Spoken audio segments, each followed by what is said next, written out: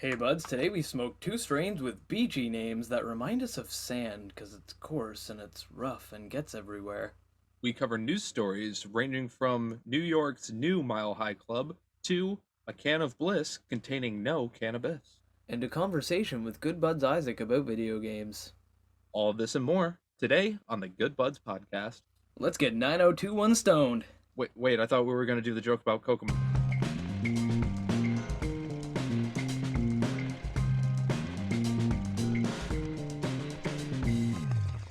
Fuck you.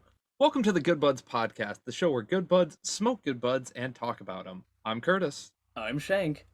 And this is episode 47, airing Monday, July 26, 2021, on Spotify, YouTube, Anchor, Google Podcasts, Apple Podcasts, iHeartRadio, and many more. Thank you for joining us. Before we get started, I'd like to thank Lumenspot and My High Shop for sponsoring this episode and all of the ones from before it. Check their links down below in the description, and we'll talk more about them later. So Curtis, how you doing today, man?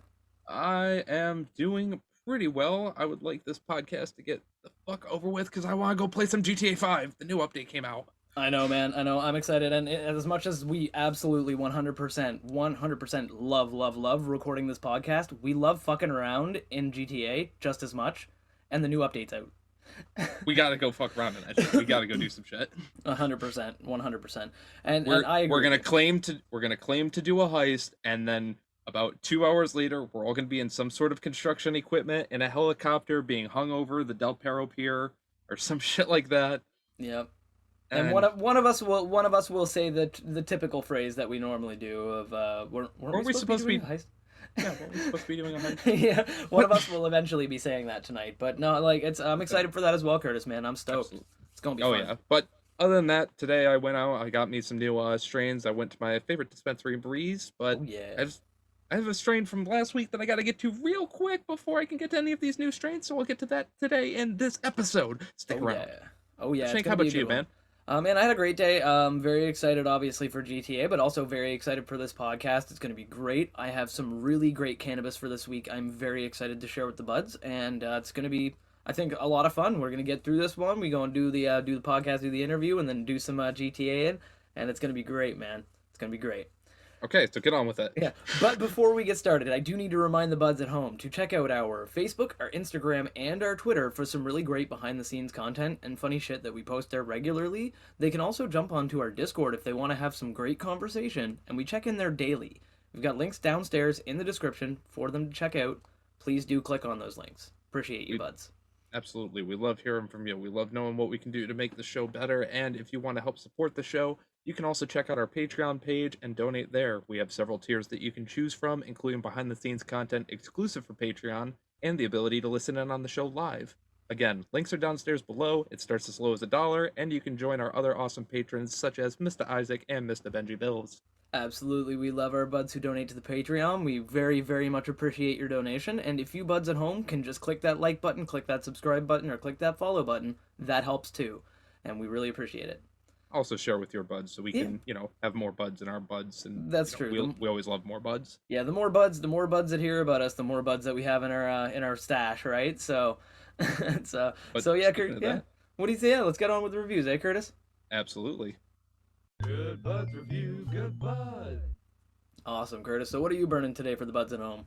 Well, today, Mr. Shank, well, actually, I should say this evening, because it's Tiki Sunset that I am smoking on.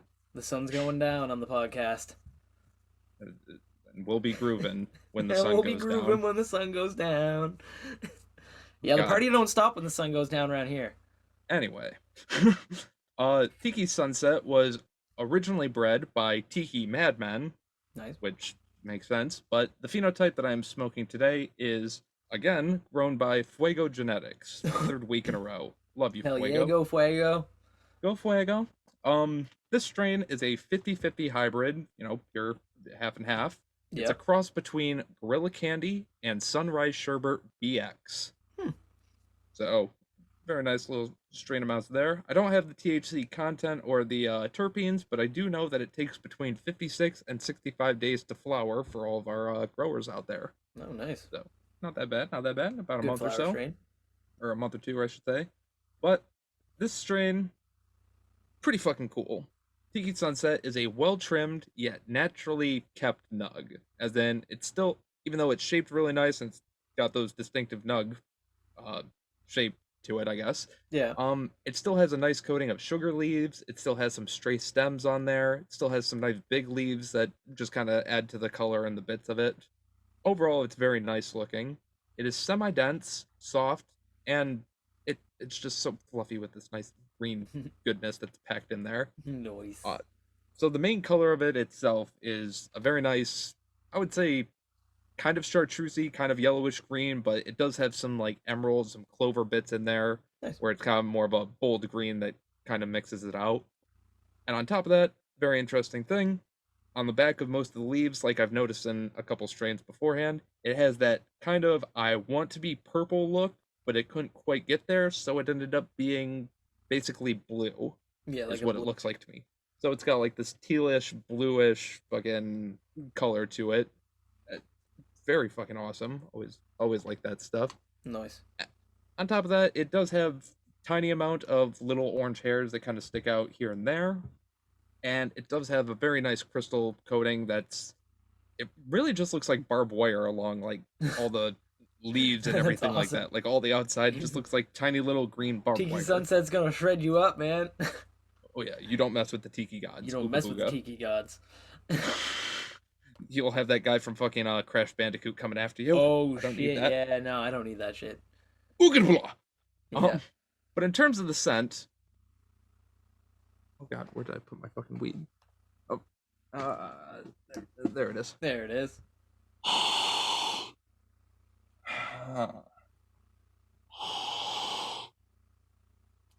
Okay, so the Tiki Sunset it's weird. It has a very candy sweet aroma to it. Like it kind of has sugary bits to it. It has a slightly sour smell to it, like not like Yeah. bad sour, like a warhead, like kind of fruity sour. Yeah, like tart sour. Exactly. Tart. Nice. That's the word. And it also has a bit of the berry scent to it. I guess would be the most fruity one I can think of. Not really any much citrus or anything like that, but a little bit of a berry scent there. It also has this nice background of herbs, like thyme and rosemary herbs, and it has these slight floral tones as well. All in all, it's a very well-rounded scent. It's not super potent unless you're like really up close and personal with the bag or the nug or anything like that. Yeah. But all in all, it's looking like a pretty great strain, and I can't wait to try it out. Nice, man. Sounds pretty good to me. Hell yeah! But Hell yeah. I'm sure the buds want to know where it is that you will be taking us Well, with your strain. this week we are going to be taking a trip to the sunny west coast of the United States with California. Yeah, bro. Yeah, bro. So this strain is grown by the Collab Project in collaboration with Lotus Cannabis Co. Sorry, I'm not going to talk like that the entire time. But it's from in collaboration with Lotus Cannabis Co. It's a cross of Nepali OG and 88G13 straight hash plant. Okay then. I know, it's weird. It's been tested between 17 and 25% THC. My specific strain here that I got, this phenotype, like I said, was grown by the Collab Project. It is 24% THC, which is pretty goddamn sweet. Now, it is an indica, not an indica hybrid or any of that jazz, just straight up indica. And the look of this snug, man. The look of these nugs are gorgeous. They are nice, fluffy, and hairy nugs. Like, there are some hairy nugs with a beautiful, rich tone of green. Like, that's like, I guess to clover green would be nice, like maybe a lighter version of clover. But I find it very pleasing. It has some long, beautiful red hairs that make like a tangled jungle covering the surface of the nugs. And it's accented very well by this really fine, really and coarse. I guess it's a mix of fine and coarse crystal that coats the entire surface of it like a nug scale ice age. Oh, it's so nice, man. There's crystal, like when you look at these, especially when in photographs, they glow. They get that shimmer that I love to see. Look Like, at that photograph. Look at that graph. But the smell of these nugs, like, is absolutely not that strong. Yeah, it's honestly, I kind of smell I almost smell the packaging more than I smell the cannabis itself, which isn't Ooh, yeah, like, but it's not like even, it's not like the packaging is strong, but I mean, it's not overly strong. It's very subtle. Um, when you open the bag, it does not punch you in the nose, is what I'm saying. It's got a hint of pepper and like a light, very sweet floral tone, like it's kind of flowery almost.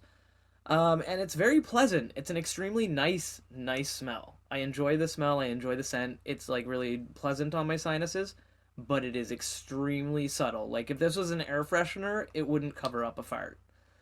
Like, like it's like you'd smell the fart and this, right? So I mean, it's cool, I guess, if you're trying to have a sneaky strain that you want to be able to like pop open and kind of like, have in public somewhere and just not have anybody know what's in your pocket. It's probably a good right, strain for that because you need to be right up on a nug in order to get those smells off of it, right? So, right. but honestly, I am really excited to smoke it because a lot of the time these slightly less scented strains have a bit more flavor. So we'll find that out in a minute. But before we do that, I have to remind our buds that if they're not already watching our YouTube channel, which they should be, I mean, look at this glorious video we're in right now with the nugs floating behind our heads and everything. They could be watching on YouTube, but if they don't feel like it, they can go to our Instagram where we regularly post pictures of these nugs every week at Good Buds Podcast. And while you're there, give us a follow because we post regular updates. We let you buds know about all kinds of upcoming situations, upcoming events, and it would be really, really cool if you check it out, and that way you'd be able to see the nugs we're talking about and not just hear us describe them. Exactly. We always got some nice stuff coming out on there. And if you want some extra content coming across your feed, you can check out my personal Instagram over at GoodBudsCurtis. I take some massive bong hits and show you some behind the scenes while I'm editing the YouTube video.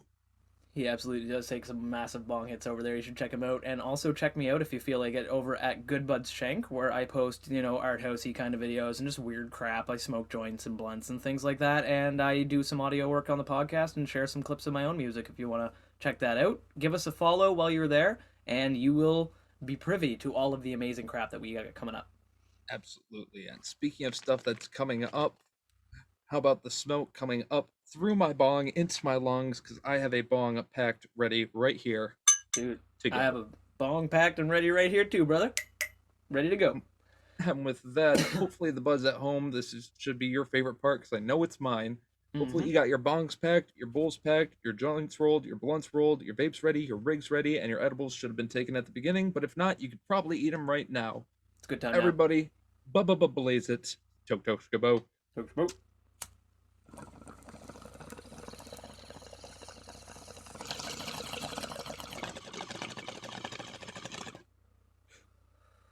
Ooh.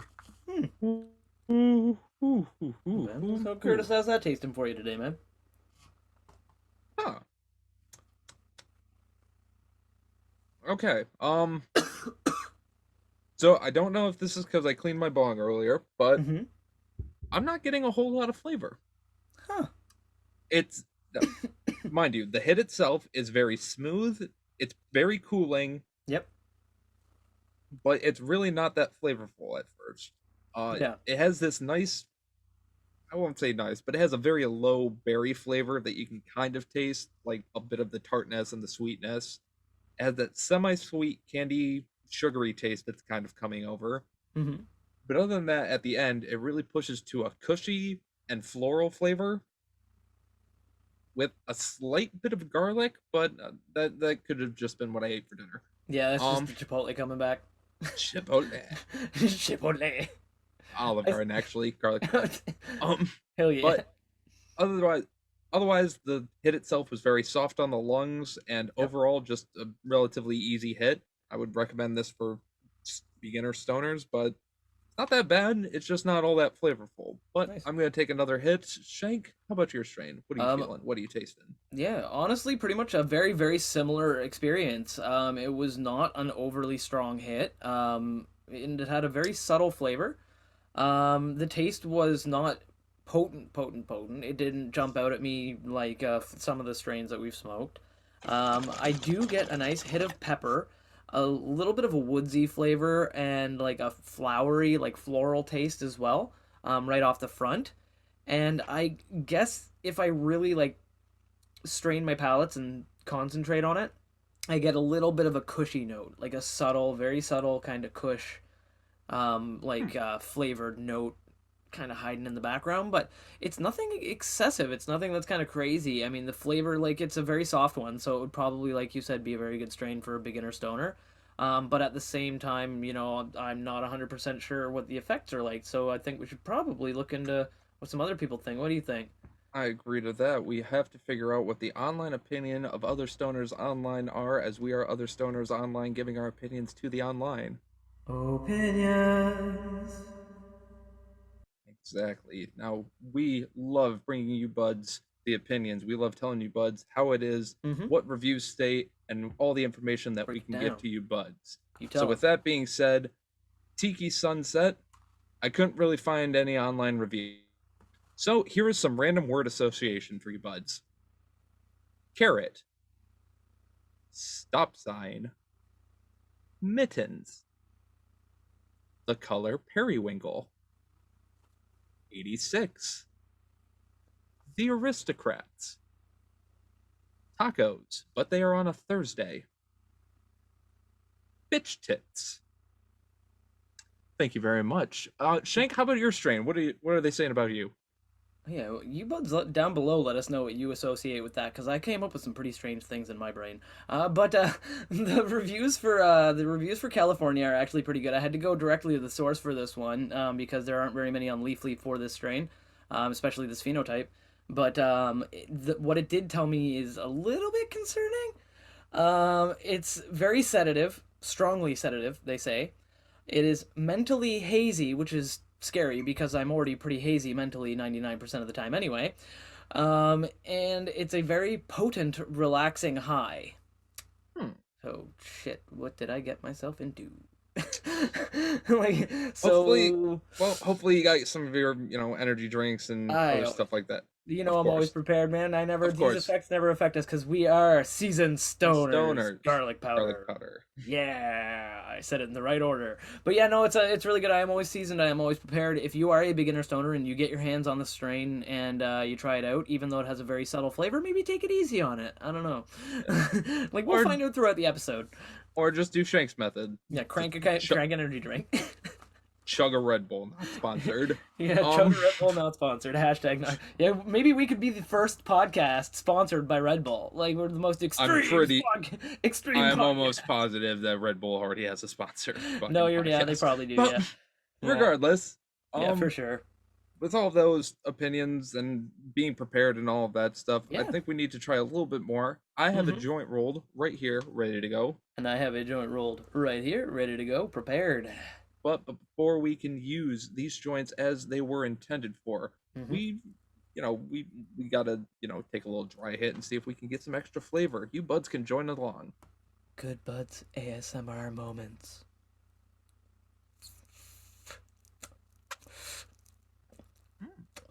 Hmm. Weird. Okay, weird. Okay. I like when that happens. Okay. So, Yeah. yeah, how's that for you, man? For me, it's a slight cushy flavor, slight sweet candy, and other than that, it's wheatgrass and chives.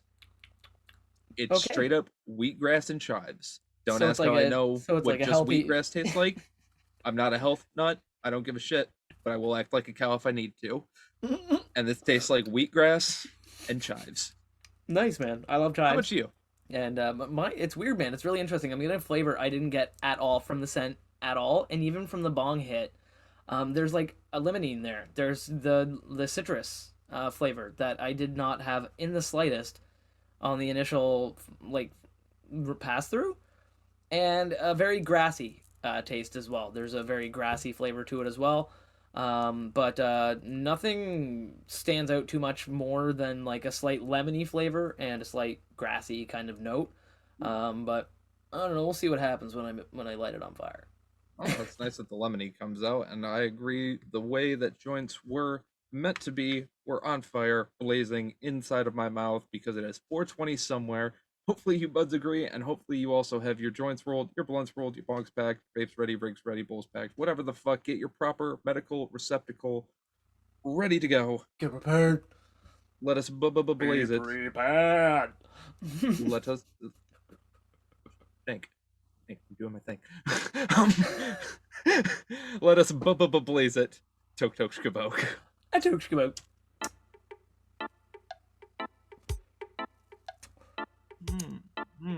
Oh. Get the wheatgrass! Mm. Anyone who watches Achievement Hunter will get that. But yes. Oh, That's a nice. good flavor. I like that.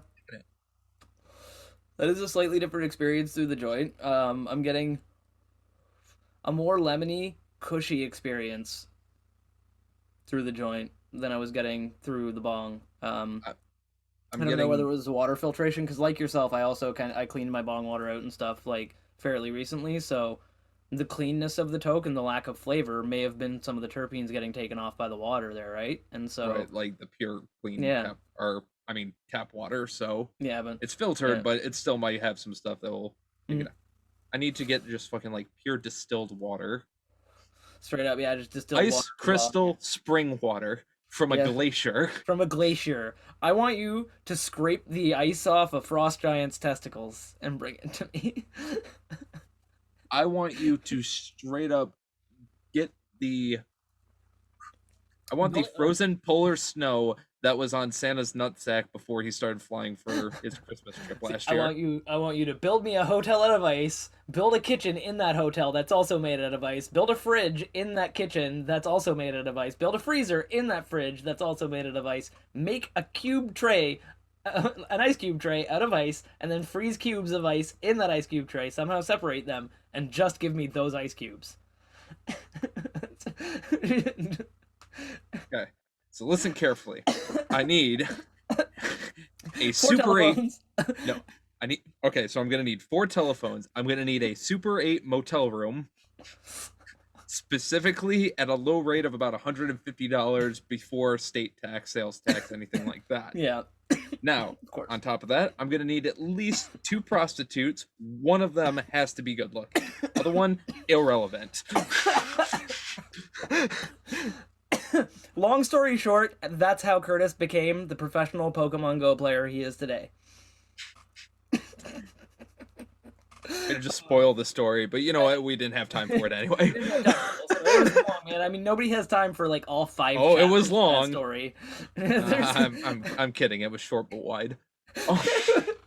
Stocky, I think. Stocky is what we call it in the industry. No, stocking is back at Santa Claus's. No, that's stalking. That's stalking. That's what Isaac does to Santa because he wants his presents that he didn't get when his dad left. Neat. It's like, you took my dad, didn't you? Maybe his dad is Santa. New fan theory. So since there isn't online opinions, I can tell you immediately that this is a pretty slap happy strain. I'm pretty fucking hi. How's it going, guys? Yeah. I'm not Feel feeling funny. hazy. I'm not feeling hazy yet, but I do have a slight tingle in my left nipple. See, I don't know if it's the strain making me, relaxed and comforted and couch locked, or if my stubborn ass just doesn't want to get up. Probably a little from column A, a little from column B. To quote a brilliant little Mexican girl, The former why and the not latter. both? Well, to quote another, ¿Por qué los dos? to quote another famous little Mexican girl, come on, vamonos. Everybody, let's go. go. Yeah, we can do it. Come on, everybody, let's do it. Is that the actual word? Fuck. Something like that. I don't know. Last time I watched Dora, the only song I can remember all of the lyrics from Dora the Explorer is I'm the map, I'm the map, I'm the map, I'm the map, I'm the map. I mean, cheating, but okay. That's what I'm saying, right? Like, I mean, it's like that's the only song. I mean, my kid's been he hasn't watched Dora. Like, he's into Beyblades. No, I could watch Dora. He did when he was a kid. What time? Swiper, no swiping. I think the last time I watched Dora, I was 19, stoned out of my gourd, and me and my brother were just like, dude, we have nothing better to do. Let's just fucking turn on Dora the Explorer and see how dumb it was. Come on, everybody, let's go. Yeah, like that seriously, that's like that show.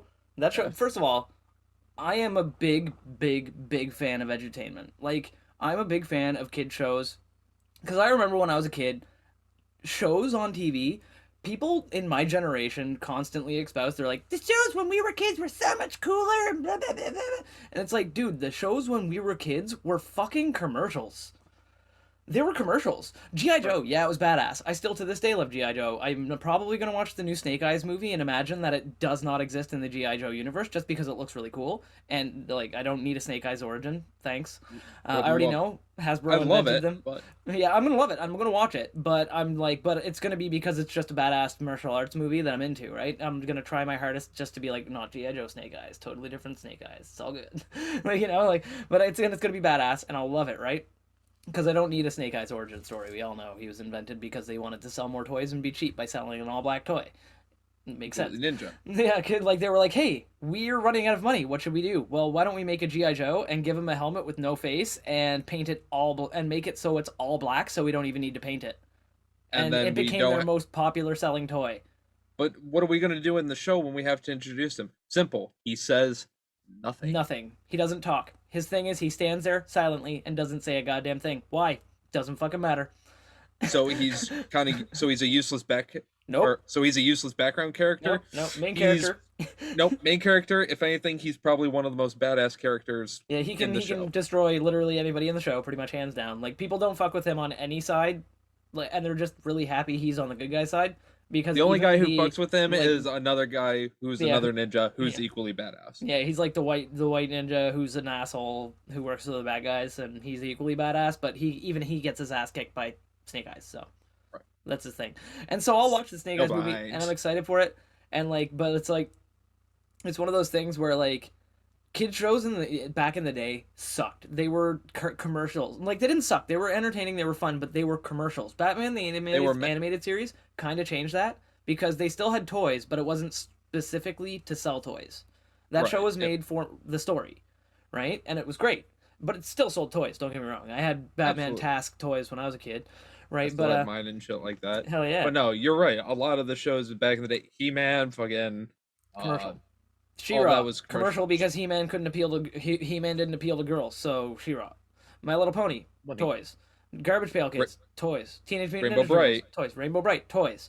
Like everything, like all of them were commercials. They were commercials. Like ultimately, the product was the toys, and the TV shows were a way for them to get away with having longer than a 30-second long commercial.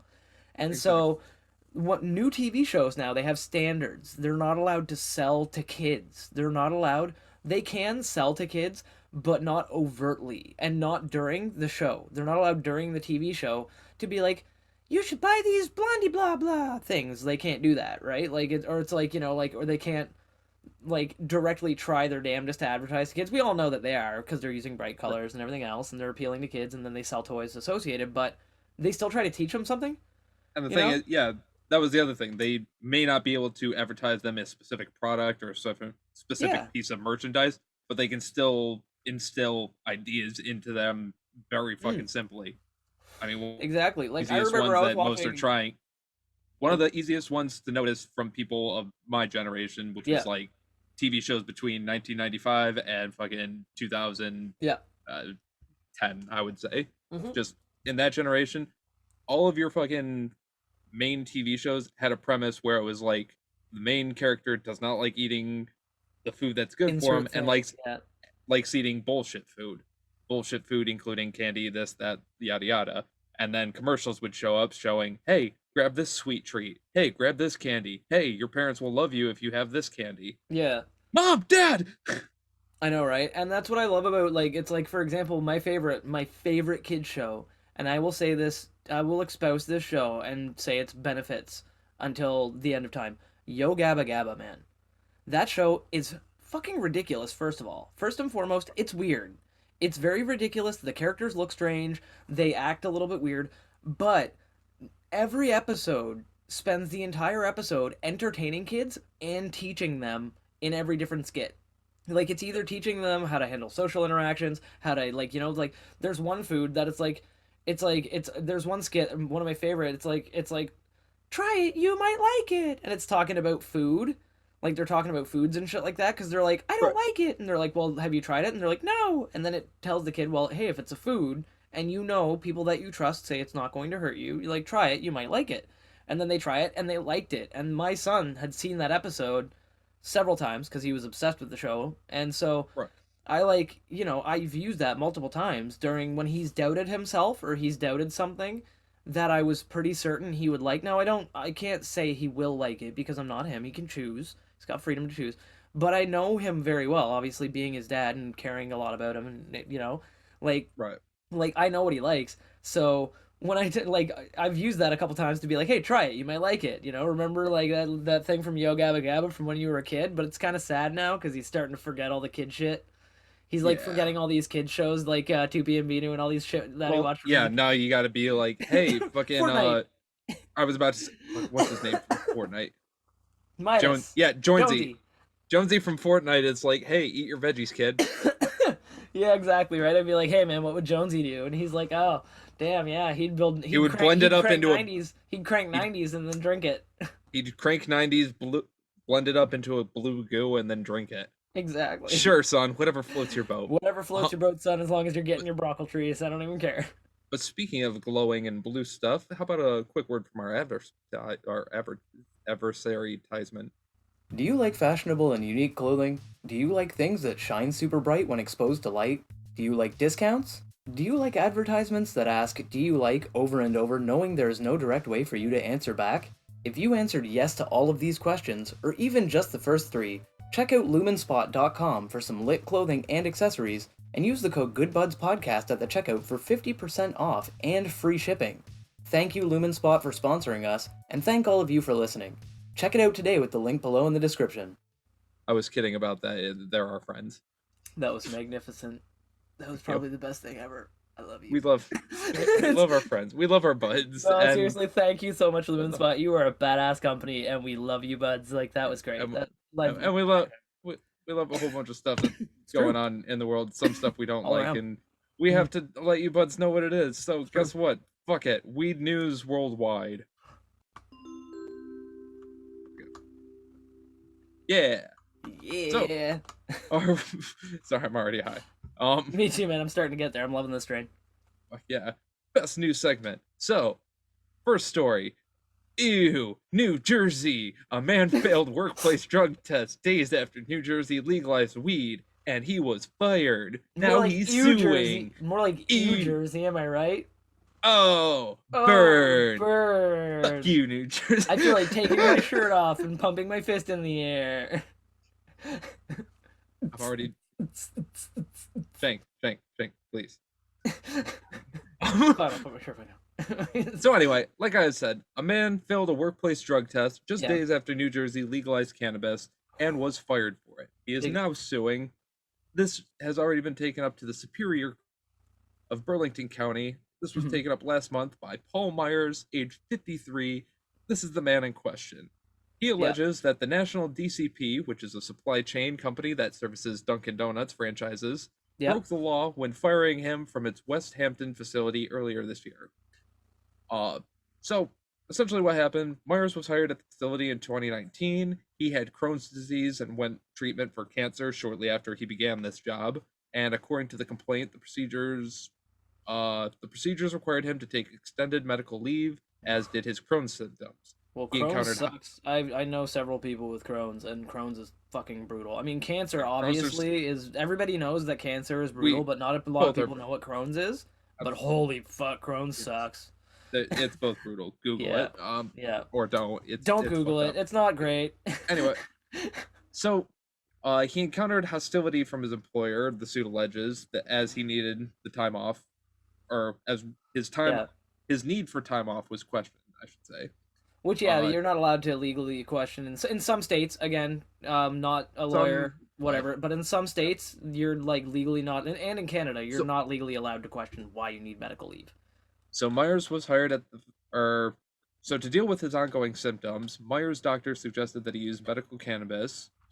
He took the advice, and was in the process of securing authorization to join the state's medical marijuana program, according to the complaint. But 3 days after Governor Phil Murphy signed a law that did away with the criminal penalties and fines for cannabis use, Myers' employer asked him to undergo a drug test. So, right after it was legalized in the state of New Jersey by the governor, he was asked to do a drug test for his company. Mm-hmm. Uh, Now, under these new laws, employers obviously can still conduct the random and the pre-employment drug tests for Yep. cannabis, but they cannot fire, discipline, or refuse to hire someone as a result of a positive test. However, they can still ban cannabis use at work. Obviously, you don't want people walking around all Yeah. high and shit like that. It's I've not been very around productive. places where there are people operating forklifts, and you absolutely do not want any of Never. them being stoned. As much No, as good as you are at it driving while you're stoned, doesn't matter. doesn't Absolutely. matter. It's a So, matter of inches. absolutely. So, to enforce the That's what she said. rule, they must have a certified workplace impairment recognition expert on hand to witness impaired behavior by an employee and a positive drug test indicating presence of cannabis in the person's system. I think I What just this found my means, backup career. exactly, literally a person who just walks around and sees, hey, you high, bro? Yeah, All right, like, let's go and it's take a cool drug because test. yeah, it's cool because I wouldn't be a snitch about it either, man. I'd just like go around and if somebody was looking kind of stoned, I'd be like, dude, get an energy drink into you, pep up, because if I notice, other people are gonna notice, and it's my job to report it. And if they Like, notice and we're I on, haven't reported it, we're right. on the same page. I'm cool with this as long as you're No, not a now we're dick. on the same page. We're on the same level right Yeah, we're on the now. same. Yeah, Like we're on the I same level right now. you look like me right now, and you Yeah, shouldn't. Pep yeah, up a bit. exactly. You look like me right now, and you shouldn't because I work in an office and you work on the floor. So pep it up, all right? Like, So, with all that, the employment piece of the law has yet to become operational. The State Cannabis Regulatory Commission must still establish rules and regulations, which include developing a program to train necessary impairment experts to enforce it. Attorneys have ooh, noted the confusion at the state site or sits between two different drug testing policies. Some workplaces have continued to enforce the previous policies, and mm-hmm, others have dropped the cannabis test mm-hmm. altogether. NJ Advanced Media has reported this. Now apparently, uh, doing doing it creates a potential legal issue, and not doing it creates a potential legal issue. Sheila Mintz, a healthcare and cannabis attorney with Capehard Scathered in Mount Laurel, previously told NJ Advanced Media of employee drug testing, "You really don't know what the right thing to do. Uh, other aspects of it, uh, Other aspects of the law have not caught up to the legalization part of it." Yeah, So, and that's National exactly what like DCP, yeah. Well, you had mentioned a second yeah, ago there, like just a moment ago, you mentioned the fact that the state laws haven't yet gone into effect, right? So his employers they basically have caught him. Well, no they have that now, but they hadn't at the time yet that no the drug they test was had done. no they had gone into effect, but they went into effect without anything set up. That's what I mean. No, that's what I mean. So they didn't actually have the people there that would have been able to be qualified to deal with the situation and like do the drug tests and everything Right. appropriately based on the law now. Like it wasn't in place. No, based on the law now, they could have, but most places, since there wasn't anything set up, that immediately Yeah. was like, all right, on this day you have to do it now. Even though it was legal for them to do it, it was Yeah. also legal for them to stick with the previous policy. It Okay, was yeah. in that little Yeah. gray zone where they could have done either or. And they decided And to go with the former. National DCP, which the employer of Myers decided to go with the former. Yeah. So to provide proof, they asked Myers to provide proof of authorization to use medical marijuana and So gave him basically, 3 business days to turn around a doctor's note, the lawsuit states. yeah. Now, the unfortunate part, Just for a quick note on the doctor's note thing, if you are an employer and you ask your employee for a fucking doctor's note in the middle of a goddamn pandemic, you're a piece of shit. Because there's no reason you should go to the hospital unless you are gravely ill or in immediate need of hospitalization. Otherwise, don't go. And if you're I'm, going to get a piece of I'm, paper from your doctor saying, "Oh, he's not sick, but I prescribed him weed," like, he's not immediate in need of care now because I already prescribed him weed, but you're making me reiterate I'm, that. I'm What are you sure doing? this is something that you could probably take care of over the phone or over an online meeting Well, and I have him know, but fax it over yeah, to but you. either way, having to Anyway, take your doctor's time but away from anyway, other patients to do that shit's bullshit. regardless, he could not get an appointment in time and was ultimately fired from his job. His Thought he probably lawsuit couldn't get claims time. National DCP violated the state law against discrimination and the or Jake Honig Compassionate Use Medical Cannabis Act Hmm. and the new marijuana legalization law. A request for comment was sent to National DCP and Myers' attorney. Both of them have not responded yet, and Yeah. we will let you buds know how that story continues on. Yeah, well, we definitely update you on that in the future. I mean, like seriously, like that's kind of ridiculous that they just fucked that guy. Like they stole a lot of money out of his pocket by firing him like immediately like that. Yes, Like, and that's not cool. But absolutely. I mean, it's a kind of a dick move.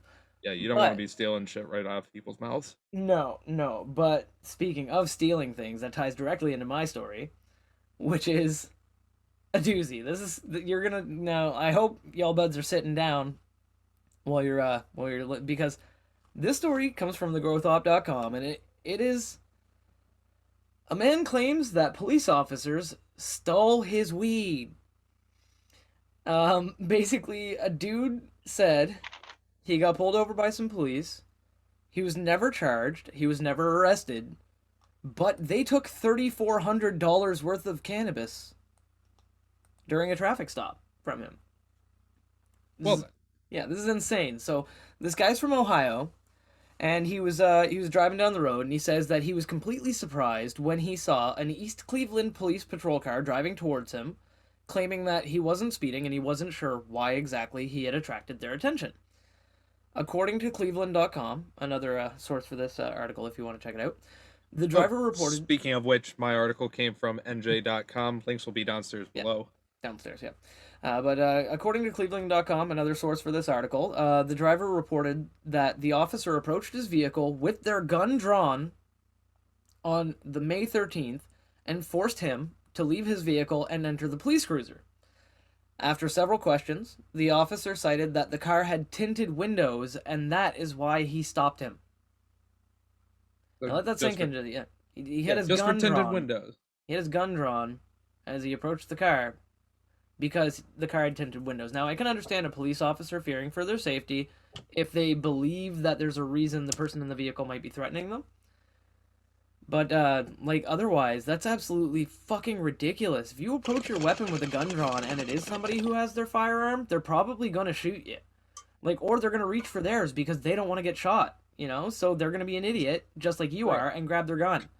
So Now, if stop you just grabbing your walk up, guns. right, walk up with your hand on the holster, like you don't know Smile. what's going on, but Walk up just like, smiling, you know? Walk up smiling and be like, hey, you know, hi, how's it going? Like, I'm just stopping you hey, because of this reason. Like, be friendly. that- Fucking walk into it like anything. Like, if I have bad news to deliver to somebody, which I think a speeding ticket would be, if you walk up and eh, you're like, hey, man, how you yeah, doing today? Sorry I had to fucking stop not you, but speeding you know ticket. how it is. Hey, your Like, windows are tinted. it's like, you know how it is. Like, your windows are tinted. Yeah. I gotta bug you a little bit about it because that's how they fucking told me to do my job. So, you know how it is. And, like, be cool about it, you know? Like, but no, he Oh, but anyway, so that's what they cited. The tinted windows were the reason for the stop.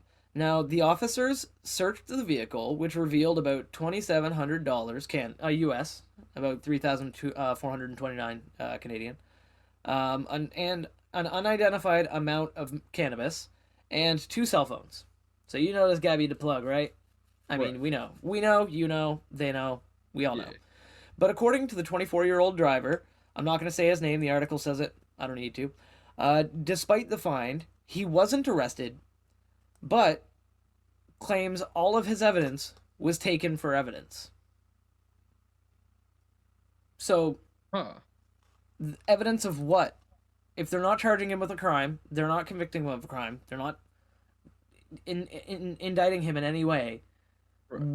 What is it evidence of? Is it evidence of the existence of cannabis? Because you can literally fart and you'll hit existence of cannabis. Right. I Like guarantee everybody, it. like I They mean, know it our exists. podcast They know is money exists. proof of the existence of cannabis. Like we aren't part Like of and a global subscribe while you're at conspiracy. it. Yeah, like, comment, subscribe. Oh, But but yeah. Anyway, so now adult use of cannabis is illegal in Ohio. It still Right. is. Although the Cincinnati Enquirer, another excellent publication, states that state Democrats recently put a bill forward, which we've talked about a little bit, to legalize recreational marijuana cultivation and sales. So that's pretty sweet. Go Ohio. Proud of you. So right now, though, possession of 200 grams or less represents a misdemeanor and only carries a small fine. If a person has more than 200 grams of weed, it's a felony. We all know what happens with felonies, jail time, blah, blah, blah, DEA, bad shit. Luckily, they're working very hard on legal reform on a federal level. Buds, We if you were talked up a listening, lot we of talked about that last last episode. week. If you missed it, go listen to that episode and contact your fucking people that do governmental shit. Just But good as idea. of right now, these governmental shits. But as of right now, with this governmental shit that's going on, this is crazy because now the officer involved, the police officer that was involved in that traffic stop with that gentleman, right at the beginning of the story, Yeah. we'll call him Mr. Gray because that's his last name. It's good enough.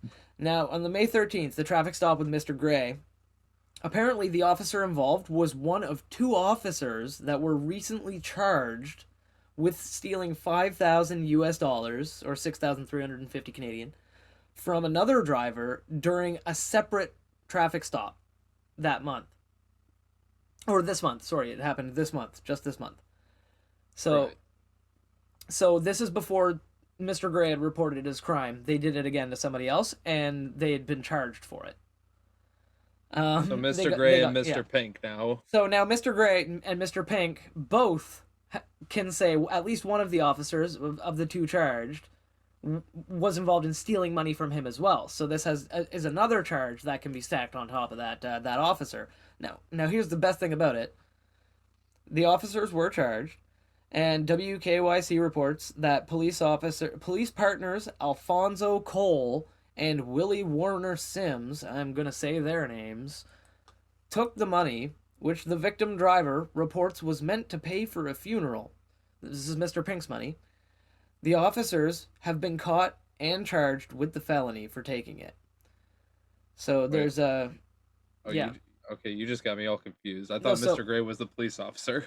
No, Mr. Gray is the original dude who was the guy, the 24-year-old is Mr. Gray in Okay. the initial start of the story who had And gotten this guy- his money okay. taken. And Mr. Pink is another separate individual who also had these officers involved with him, and they stole $5,000.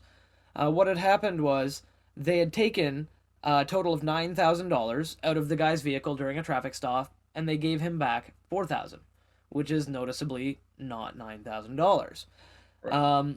So basically what had happened was that they pulled the person over, and he was literally on his way to pay a funeral home for a funeral with that money. It was going to be $10,000 that he needed total, and he had $9,000 of it on him.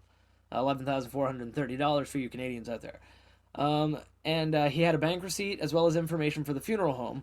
And he was returned $4,000 and bond for both officers. You know how much they set the bond at? $5,000. So the amount they stole was set at $5,000. Now, obviously, they had to relinquish that money and give it back as evidence or whatever, that kind of thing. Yeah, I was back about to the to dude. Hopefully, return it to the dude who got it stolen from him because, I mean, fucking dude was trying to pay for a Obviously, fucking yeah. funeral. You Now, know? It's funny. It was set at $5,000, but at the end of the day, all they needed was that $5,000. But I guess wasn't enough. I guess yeah, it wasn't quite enough, right? You know, but it's so ridiculous. It's so but anyway, Mr. Gray said that he decided to file a complaint after he heard about the police officers getting arrested. So he heard about them getting arrested, and he was like, "Holy shit, fuck! That was one of the officers that stole my money.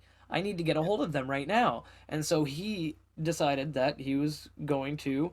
He said that he went to the Cuyahoga County Sheriff's Department, and they are investigating other incidents of theft involving officers after pulling over vehicles. So they're saying that this is something that's happened more than once, and it's happened with several of their officers, and 2 of them are busted, 2 of them are on trial right now, and hopefully they get the just desserts they deserve for having, abused the power they have. Right. They get Right. some repercussions for it, and they learn from it, and they never work in law enforcement ever again. Absolutely. Yeah. All right, But that's fair about it for that story. That pretty much covers it. That's the gist, at least. There's a few other side links that you buds can click on if you check that out over on the Growth Up. We will have links downstairs for you, so you can check that out if you want to give it a peep afterwards, and just kind of figure it out. We're at 50 minutes, so we kind of got to steamroll through the last 2. 3, 2, 1. Oh yeah, Shank. And my next news story also comes to us from the Growth Op. Again, There we links go. will be downstairs below. Down. And the story that I got for you is Mozambique authorities in a huff over pop with pot leaf emblazoned on the can. Huh. Called cannabis energy drink, the beverage does not, in fact, contain cannabis or any other intoxicants. Nothing in it. So, Just hemp. hemp- What is it? I believe it's the well, hemp extract. Isn't I'll it? get to, yeah, I'll get to that in a second. So Yeah. this energy drink is distributed in Mozambique, whose can emblazoned with a cannabis leaf has caught the attention of the county's tax authorities, and Yep. they are not amused. So Government again, dicks. exactly, this cannabis energy drink is it's funny because the beverage itself, like we said, it has cannabis leaves all over it. It's a green Yeah. can, says cannabis energy drink. It does not, in fact, actually No. contain cannabis. No. It has caffeine. It contains fucking bunch of B vitamins. It has taurine, but it's also flavored with hemp seed extract, Yeah. being the only thing about it. Now I Not even hemp assume. oil or not even Yeah. anything like Yeah. that. No. So No. not No CBD. No nothing. No actual. not even CBD, no Nothing. THC. Like if there were levels to it, hemp products are at the bottom, then Yeah. it would be a CBD product, then a Delta 8 THC, then Delta 9 THC, then actual pot, Yeah. basically. Exactly. So, Yeah. yeah. Exactly. And That, so like, I assume though that the reasoning for banning it because it's been on sale for a while. I think right. it's been on sale for a while. They have 2015. multiple I different think. flavors, stuff like that. Yeah. And it's funny because the can, which is produced in Austria, Mm-hmm. fucking, although the drink has been sold in Mozambique since 2012, actually. Oh, 2012. Wow. Yeah. And social media promoting the product, it seems to only recently appeared on a country's regulatory radar. Trade regulators informed commercial agents and their employees that the drink would be banned from sale and import in Mozambique starting in July. Again, Oh wow. residents took to Twitter to express their dismay at the drink's banning, with Human Rights Watch researcher, sorry if I butchered this, Danaya Machada, lamenting that following this logic, perhaps the country could consider banning the country's flag as the AK-47 is featured on it, which could incite people to kill. Oh yeah, the Mozambique flag. It's got like the Russian style star with the hoe and the Mozambique flag is 3 colors, a red triangle. Inside that red triangle on the left-hand side is a yellow star. Over that yellow star is a book, and over that book is a crossed AK-47 with a bayonet and a hoe. And we mean the gardening implement, yeah, like yes. not Curtis when he's wearing fishnets. Now, it's fucking weird because despite strict anti-drug regulations in place, the use of cannabis by residents of Mozambique may be more likely to be influenced by sweeping drug reform across Africa's southern region. Over the past few years, neighboring countries such as Zimbabwe, Zambia, and South Africa reportedly have all legalized cannabis for medical and research purposes, with the latter also legalizing adult use cannabis consumed in private locations. So hopefully Mozambique gets their head out of their ass, considering it's literally just a drink that's themed around it. It's not even an actual cannabis drink. And it's funny because they're probably trying to ban it too because they're afraid that it's going to influence people to smoke cannabis, right? But correct. We both know who's buying that drink. If people smoke cannabis, they're not buying that drink. They're buying more cannabis. No, not only that though, but I mean, like, that's the only market for that beverage. You're not going to be having anybody who doesn't smoke weed being like, yeah, I'm going to buy this cannabis beverage. Like, no, they're just going to buy a fucking Red Bull, man. Like, the only people buying that already smoke weed. You're not influencing anybody to start. Like, they're already smoking, man. They're just getting a beverage. Exactly. Like, I remember Bob Marley tea when that fucking was first released in gas stations around here. I'm like, oh my god, Bob Marley tea, it's a tea that'll get you high. And then I drank it, and then it's like, it contains hemp seed oil. That's it. Yeah. It doesn't even have any psychoactive. Exactly, exactly, yeah.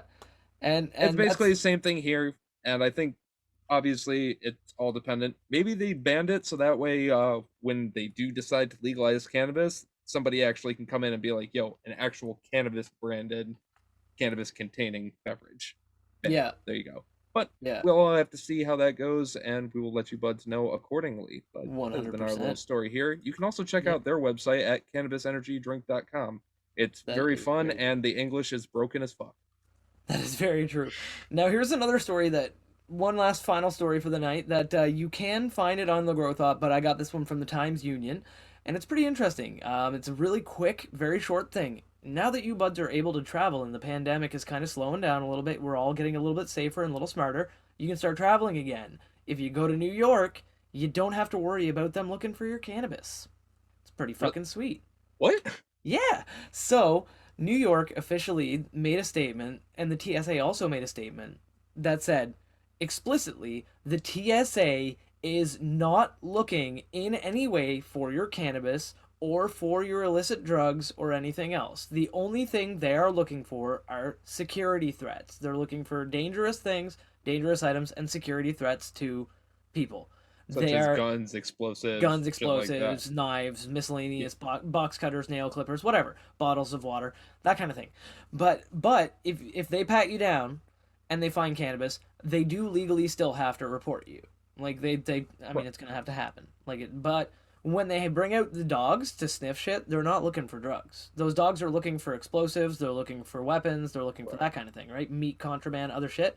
If And I'm so correct, usually if you get caught with drugs at an airport, TSA won't actually do anything. They'll actually just report you to the police, and the police will come and take care of you. that's Am I correct. right? That is correct. Normal. That's what the TSA said they will have to do is if they find the cannabis on you legally because they're a federal thing and federally it is still illegal, they have to report you to authorities. So what they'll do is they'll call and they'll report you to authorities. Now, what's really cool is the New York State Police have gone on record saying that they are no longer interested whatsoever in pursuing anything regarding cannabis. If you fly into the States and you're at a checkpoint and there's an officer right there and they pat you down and they find cannabis and they're like, they go, "Where did you get this?"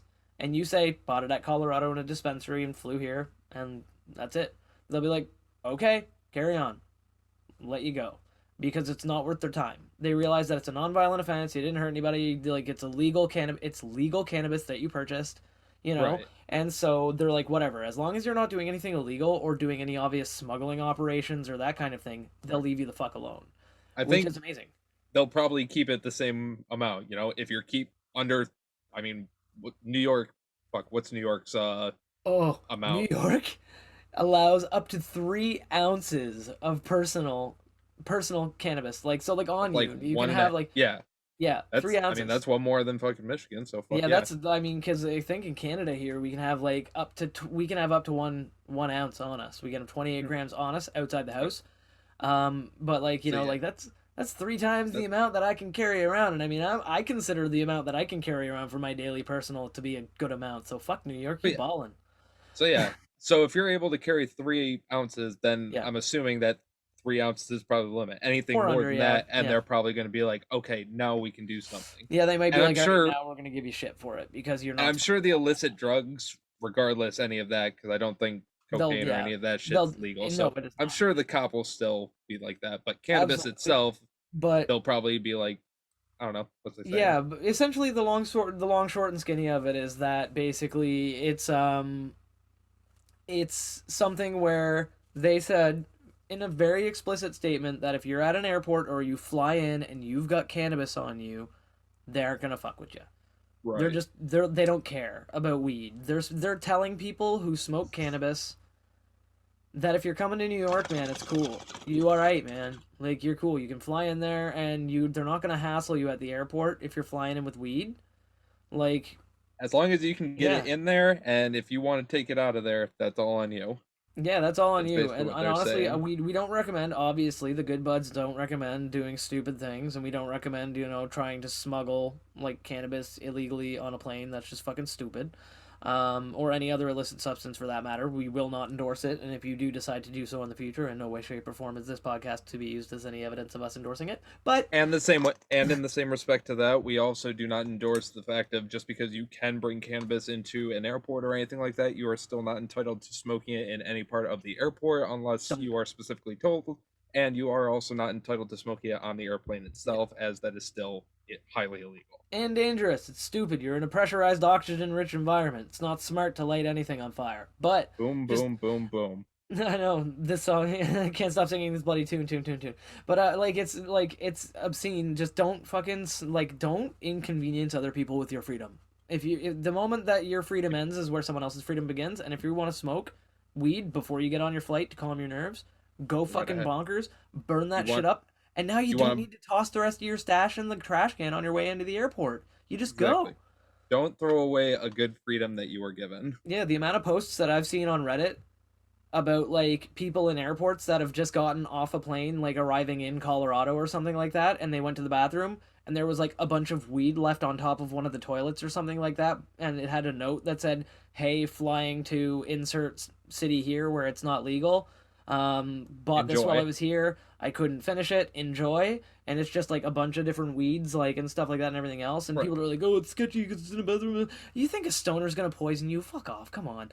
Like it's probably just weed the dude couldn't finish while he was here, and like So, he's trying to be a bro for yeah. someone else. And like, but now if you're It's flying like to New leaving York, it's like leaving a quarter at a fucking arcade for the exactly. next So person. yeah, like you got one credit on a machine, and you're like, fuck it, I don't feel like doing another game, and you just leave that credit on there and walk away.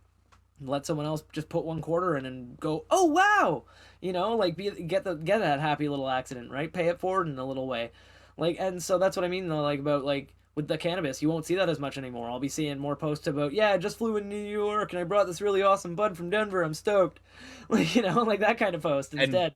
now just remember, buds, fucking if you're going to take anything to New York, you can bring the weed, but make sure to empty your bong beforehand. A, it'll get your clothes all wet, and B, it's more than a couple ounces of liquid. You will get tackled.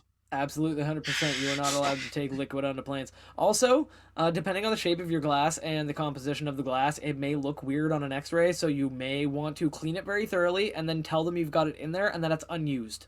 Unrelated, but also fucking slightly related and hilarious. I saw a picture recently where some guy was trying to fly a completely clean and completely unused, but it was a dab rig that was shaped like an AK-47 with a clip. Oh my god! And it went through TSA and they had to open it up and he's like, Of "No, it's course. just glass Of course, like, and actually, I've for, seen for there's actually a smoking." type of alcohol. I forget. It's whitsy. It's a rum, I think. It's a rum, and it's called AK-47 rum, and it comes in a Yep. bottle shaped like an AK-47. My stepdad has one. It's a small scale. It's not like a full scale I mean, AK, but by like it's that got that logic, there shape. by that logic, there's also Crystal Skull vodka that I've had that a just bunch of looks like, times. Yeah, I know, I but was it a looks vodka like a man back in human the day. skull, and that just Yeah, looks like composition yep, trafficking. But yeah. I was regardless, exactly right. this has been Weed News Worldwide. Thank you for It's joining true. us. Thank you Bing so Bing much. Check the Bong. links down below. Oh man, fuck! I love our news stories. They're getting more and more strange every week. But I do think, speaking of strange, and every week, check out our awesome advertisement. Hey buds, you really want to show off your love of marijuana, or just really shine at your next smoke session? You really want to go to myhighshop.com for some of the coolest cannabis clothing and accessories. They have shirts, sweats, jewelry, grinders, and even pipes made out of amethyst crystals. You can check them out using the link below and let them know I sent you by using code GoodBudsCurtis at checkout. You can save 35% off your entire order and free shipping. Again, that's code GoodBudsCurtis at checkout. Thank you to myhighshop.com, and let's get back to the show. Seriously, Curtis is so strange, but that company is so fucking cool. So Curtis, speaking of strange, how you feeling, man? No, I say that. How are you feeling? I don't know. I'm goofy, man. The strain is very wacky, man. It's got me all over the place. I am loving the shit out of it. The flavor still kicking me. I'm still like burning on and off on this joint because it got me pretty ripped about like a third of the way into the news story. I wasn't sure if I was gonna make it through that last two, but man, I'm doing great. How about you? I am doing. I'm doing pretty fucking good. I have it since I didn't have that much online opinion. Word association again. Comment down below. You definitely remember them by this point. Cucumber wire. So, I have a nice, decent If head anybody high gets going that on. reference, comment down below. So I have a nice, decent head high going on. It's a fucking very euphoric cerebral high. Nice. I'm very relaxed. I am couch locked. It's not that I don't want to get up because I'm stubborn. I don't want to get up because movement.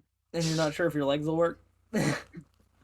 Yes. But Um, I've only had a slight bit of cotton mouth. Again, I've been drinking my beverage and been yeah, pretty you good got on that. that bev average. All in all, I'm feeling really good. Pretty talkative. Definitely goofy. Sweet. And I'm ready for another hit. Yeah, me too, Of my man. bong. Yeah, I think we should crank that other bong hoot. Exactly. So first, buds, we are going to blaze it. Blaze it. Go.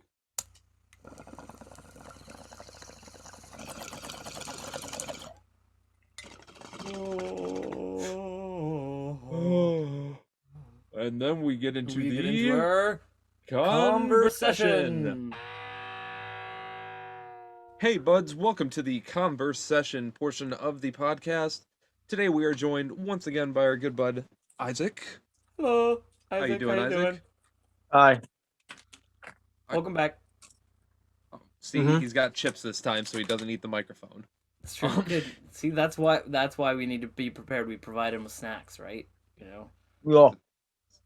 Exactly. But today he joins us on this conversation, this glorious day in the year of our Lord, as we talk about something near and dear to all of our hearts: video games. Porn. Oh. No, that's a couple That's weeks coming from now, up. Isaac. That's coming up. That's episode 69. Yeah. Nice. Bow, chicka, bow, wow. But we're going to be talking about video games today. We're going to be talking about our love for them, our like for them, stuff that's going on in them. And before we do that, I need to be stoned. So I have a bong packed right here. Yeah, I got a bong packed right here. And Isaac, have we gotten you to start smoking yet? No. Oh, you're going back in the basement after this. He's got his OJ, I guess. Oh yeah, he has his OJ juice. Yeah, OJ juice. If the cap doesn't fit, you must make it fit. Drink it. I didn't do it. The cap doesn't fit when you take it off, so you have to drink it. But buds, hopefully you have your bongs packed, your bowls packed, your joints rolled, your blunts rolled, your vapes ready, your rigs ready. Whatever your proper medical receptacle is, it is time to blaze it, or don't if you don't, because you don't have to smoke weed to be a good bud. Tok tok shkaboke. Tok smoke. And blaze it if I didn't already say it.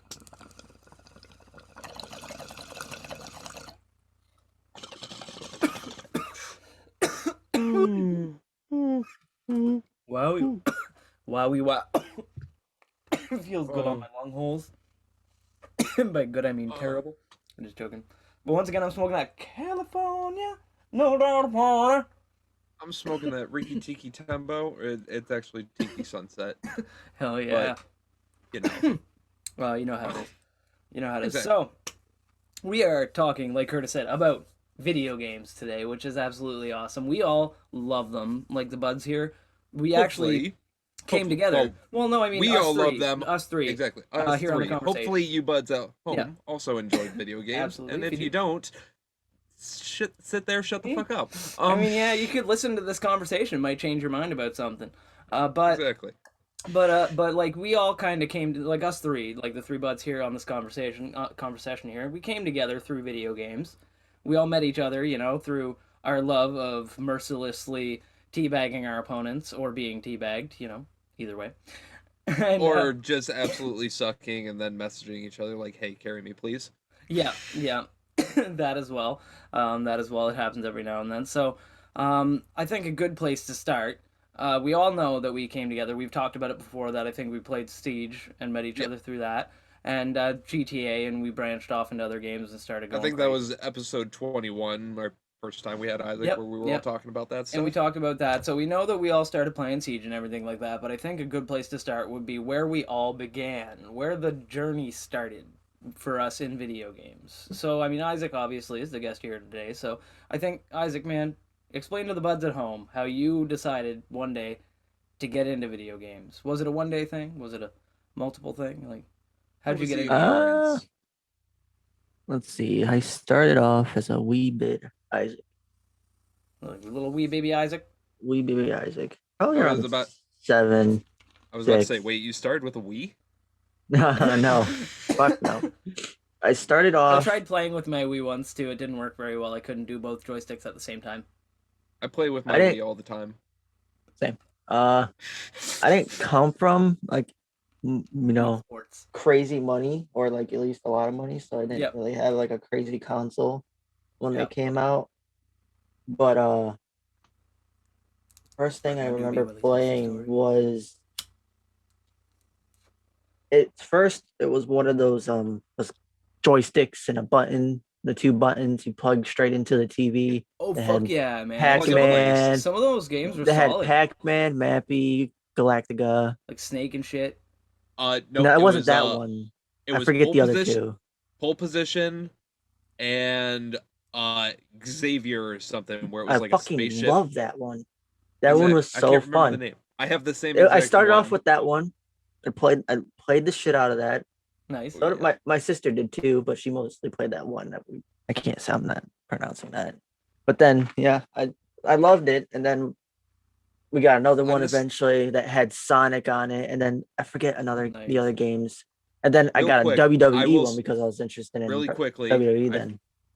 I think my parents bought that Miss Pac-Man one for us specifically so we quit asking them for quarters so we could play the machines when they were up places. I want to go play Galaga. I want to go play Pac-Man. We have it at home.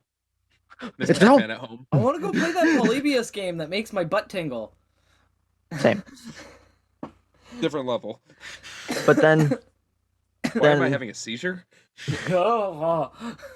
I started off with those three things, and then I had a neighbor that was trying to bang my mom, so he nicely gave me a PlayStation 1 with the game Road Rage. You ever play Road Rage, the old motorcycle game? Dude, it's the old Professor Oak strategy. You don't want the kid to That's be around. The first something that'll distract him. Yeah, that's the first real console I actually had. Have a Pokemon and go.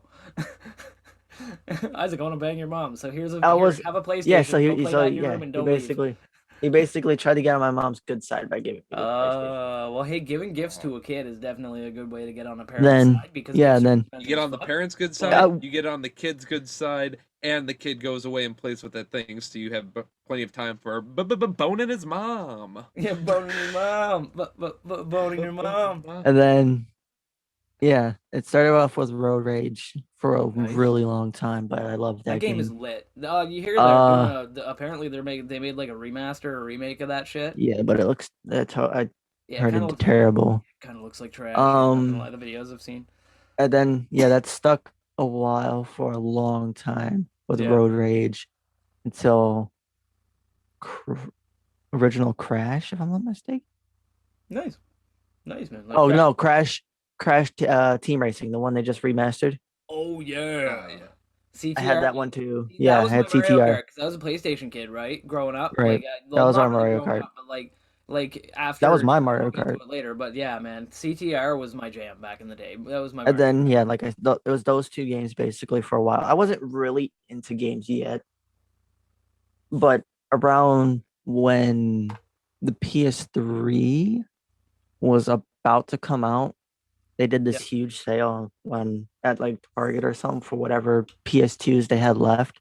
You got and I finally got sale, and my mom surprised me when I got out of school with one of the slim silver PS2s. Oh damn, the old silver mod. Those things look good. Now they weren't as good as the regular ones as the other edition, but they definitely looked good. Yeah. I have a black slim right now. Yeah, I had one of the black ones too, but then I got rid of that and traded it in for like one of the actual OG models because I liked it.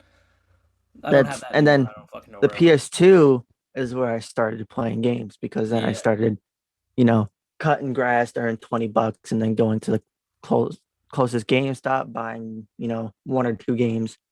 Hell yeah! Jack and Daxter. Before you only bought Funko Pops, before I started collecting, before I stole my money on that. No, it was $20 from cutting a grass, going to the GameStop and buying some, That's funny. Game. You would cut the grass, get $20, go to the store, buy Bully, where you then had to cut the grass for like $10. Profit, right? Basically. I didn't get. It took me a few years, maybe 1 or 2 years, to finally get Bully. But nice. But that game was lit. First game I played on the PS2 was Over the Hedge, and for some reason that game was fun. Dude, Over the Hedge. Oh, yeah. Like those old movie tie-in shit. Those old movie tie-in shits were fucking good. Some of them are, but some of them are completely fucking terrible. That's true. Anybody who knows what I'm talking about, Toy Story on N64. Brave. Leave a comment down below if you know what I'm talking about. Well, Doug, I still remember. You know how back in the day now everybody who plays retro games complains about the Lion King, right? For Super Nintendo. Yeah. I played that when it came out. They actually have that for PS4. And that game, luckily, I didn't rent it. Like my friend owned it, so I got a good opportunity to actually like grind at it a little bit. But man, holy You fuck, liked the it? difficulty was awesome, but the difficulty. They got like a little bit of an upgraded version for the PS4, right? I heard about that. Yeah, It's Lion King and Aladdin. Yeah, I heard about that, which is pretty sweet. Actually, I might check that out and download that if I don't already got it. And then, yeah. and yeah, the PS2 is where I started. Yeah, you were saying you got into gaming more. with the PS2. And then, as the Xbox, I got a 360 finally. Nice. A guy called my little brother's father, and he was like, "Oh, I'm getting rid of this. I got a 360. Are you looking for one?" And he was like selling it for $50. Boom. Because it was stolen. Hot. Dude, my second PlayStation 3 was $80 for the same reason. It was $50, no hard drive. I think it came with a controller. As we say on the Good Buds podcast, shit happened. Yeah, it's true. I didn't take it. One game. I think it came with one game. I'm pretty sure I was like the 6th guy in the chain. It came with the game Fear 3. Fuck yeah! I loved that game when I never heard of the Fear franchise until I played that game. I didn't have a hard drive, so I couldn't, Yeah. I always played the first mission and I had to go do something. I always had to reset it. One night, me and my friend, you guys know him as Joker, we stayed up literally all night to beat the game. Nice. And that was fun. Well, yeah, because you couldn't. And then about a week after, maybe 2 weeks after, they were just like, introducing the brand new Xbox One. And I was just like, what the fuck? All right. Yeah. Yeah. I've never got a single console brand new when it came out until I got my PS5. Yep. PS4, I was late. I got my PS4 in 2017, 2016. I'm a patient gamer though, so I rarely ever get new tech when it comes out. Like I'm a very patient gamer. Well, I had the money, so I was just like, yeah. No, I agree. Like, but I'm just like a super patient gamer because like I know that like I can wait for all the bugs to be out of something and something else and that kind of thing, and I can wait for like until like it just for a little bit to get things, just because I know that eventually it's going to drop in price, and by that point I'm probably going to be through some of my backlog of games that I have to beat. Because I will never beat my backlog of games, I'm sure. Well, you don't have to beat all of them, just the ones that aren't getting transferred over. Yeah, exactly. The ones that are getting transferred over, then it's like...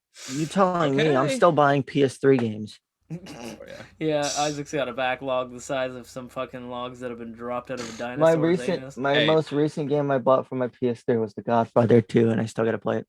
Dude, I still have a backlog going back to the NES, so it's true, but speaking of which, Curtis, yeah, man, how did you get into your gaming enjoyment?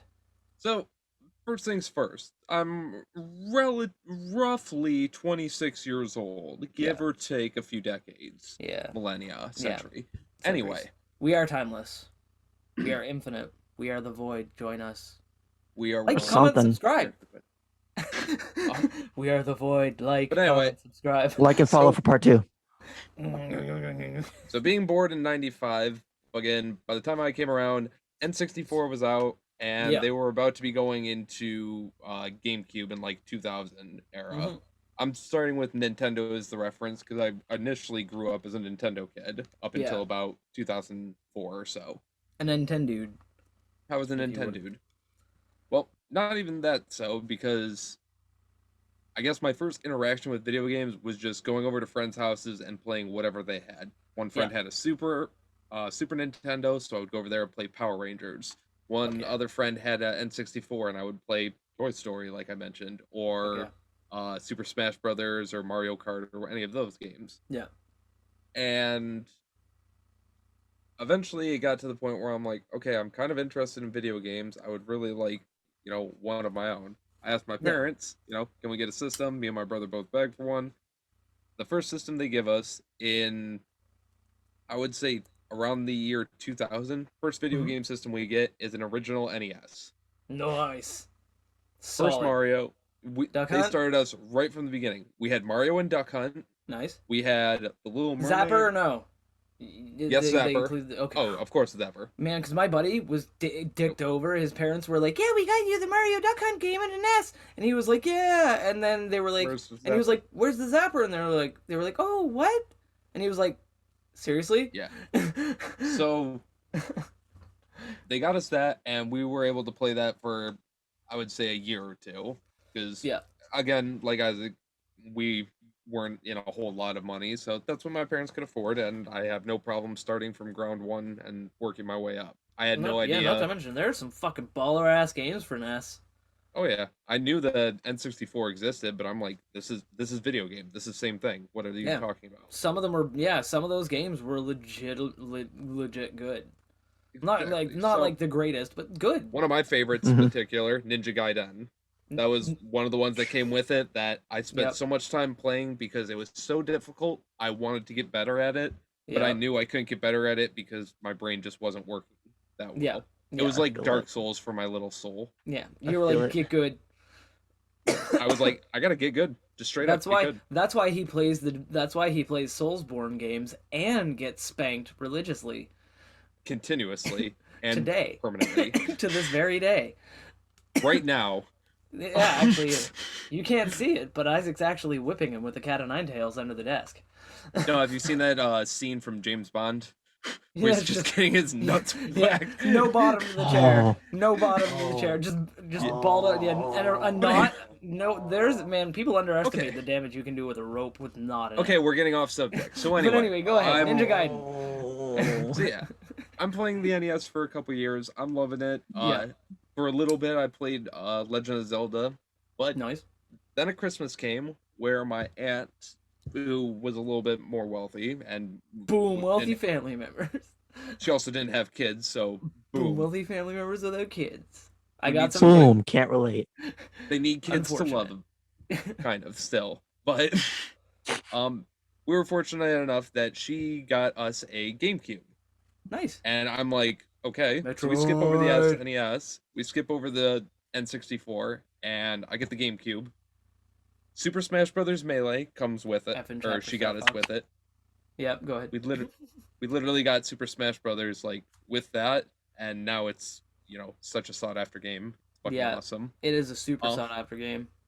And then we also got the other pinnacle of my video game collection that I still have, the rare promotional disc that is Legend of Zelda it's Legend of Zelda. It's a 4-game promotional disc that came with new GameCubes, and it has Ocarina of Time, Majora's Mask, the original Legend of Zelda, and Link 2, or Zelda 2, Link's Awakening.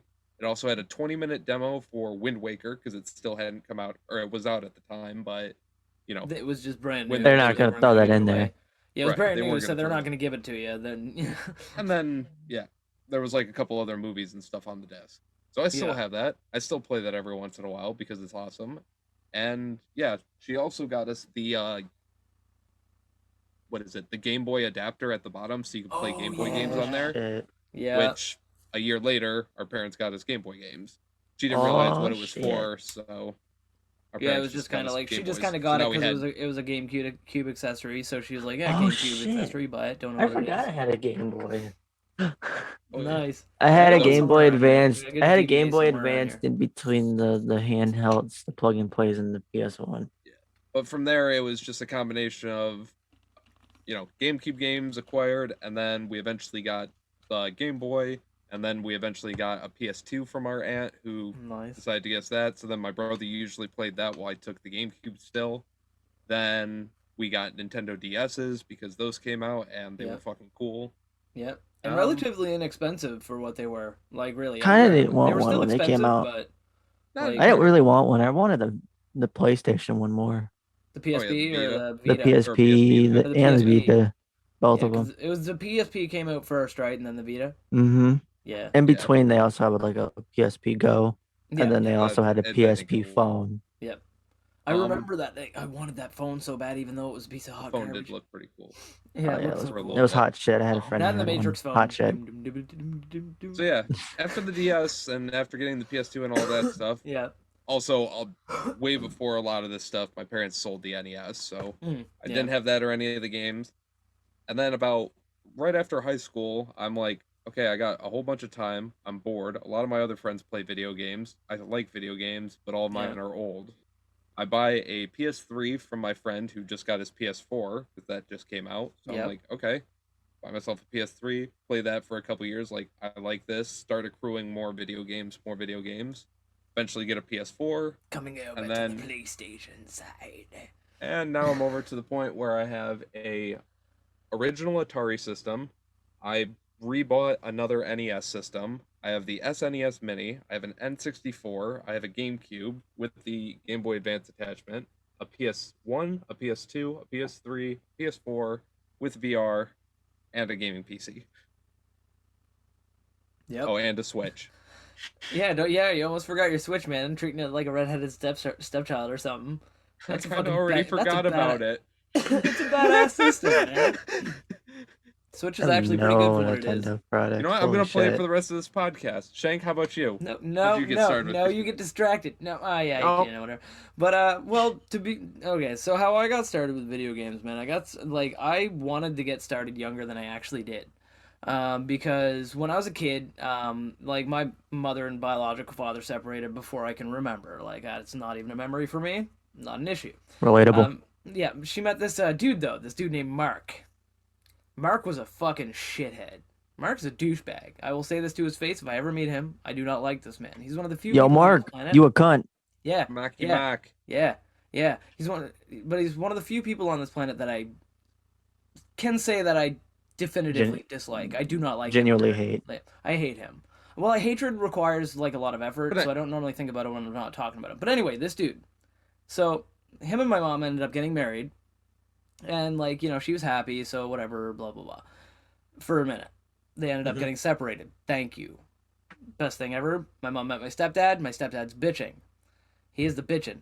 Best, coolest dude ever. My stepdad. So, one day, Mark, he got a Super Nintendo. And I was like, dude, yeah, man, you got a Super Nintendo? And my mom's like, oh, cool, you got a Super Nintendo. You like everything else? Like, the kids could play that. And Mark was like, no, it's mine. Like, the kids can't play it. I don't want the kids playing it. They'll break it. I don't want the kids touching it. Now that you mention that, I can think of a memory when my father was around because I got a better memory because I don't smoke. Yeah. Shots fired. Hey. No, I'm just joking. Shots fired over the back. When my father was around, he had an original Xbox. Yeah. And even if I poked it, just a little. Yeah, just touch. Just tap it. A quarter! Oh, shithead. What a cunt. You owed him a quarter? No, he sent him to the corner. What a cunt. Oh, that's worse. Yeah, man. Right. I was about to say, it was jawbreakers, but no jawbreakers or no I've never got to play it. Never. He would always sit there and play fucking, I forget what Mortal Kombat, and he would just... who knows, man? Who knows? Yeah. Just being an asshole, right? And yeah, that's what Mark was like. Mark was like that. He was like, no, it's mine. And he can't, the kids can't play it because I don't want them touching it. They might break it. They're not allowed to touch it. And I was like, what the fuck, man? You got a video game system in the household. And, that I'm entertained by electronics and shit like that. So what are you doing? But anyway, douchebag wouldn't let me touch it. But my mom and him eventually separated, which was a beautiful thing. And my mother, my stepdad, like I said before, he's a fucking fantastic dude. So cool guy. So, basically, one day he comes home from work. He was in the military. He's retired now, and he was like, "Hey, I have a buddy who I got this from, and he gives me a fucking PlayStation, like an original PlayStation, his PS1 or whatever. Well, not the PS1 because those are those little ones, PS2. Right? Like, no, it was a PlayStation. It was just actually a PlayStation. Like the first PlayStation, Sony PlayStation. Oh, yes. Like, because they did come out with a PS1 later. Yeah, it's this little smaller version. Yeah, that's what I'm saying. So not a PS1, like it wasn't, but the PlayStation, but the original PlayStation, Sony PlayStation. Yeah, that's what I had. Okay. Yeah. So he came home with that, and he's like, and I was like, oh, cool.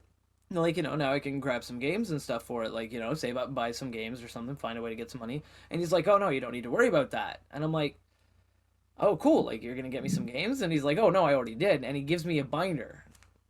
Like we're talking, those old school CD binders. I don't know. Kids these days might not recognize what I'm talking about, but I'm sure a lot of buds listening to the podcast Google it. do.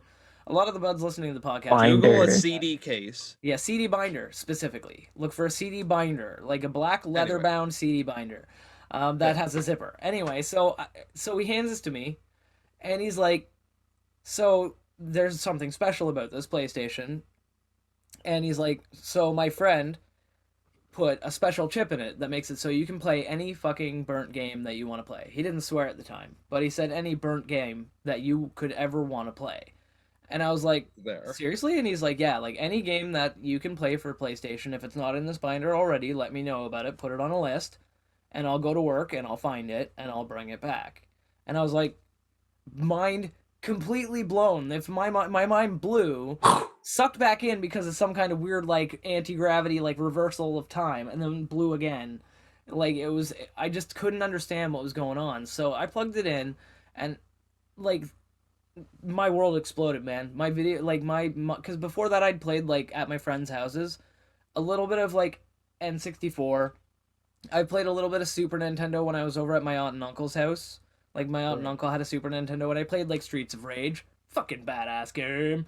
Mortal Kombat, also badass. I played that on the Super Nintendo and stuff like that, but only in passing, and I never owned it. Like, I never had a system that was mine. Right. But in passing, I had played, like, you know, like, some arcade games, like I said, Streets of Rage, some, like, that kind of thing. But, like, this PlayStation expanded my world, and I immediately got into like Resident Evil, Dino Crisis, several other like Ape Escape, fucking all kinds of like these amazing games at the time that were just mind-boggling.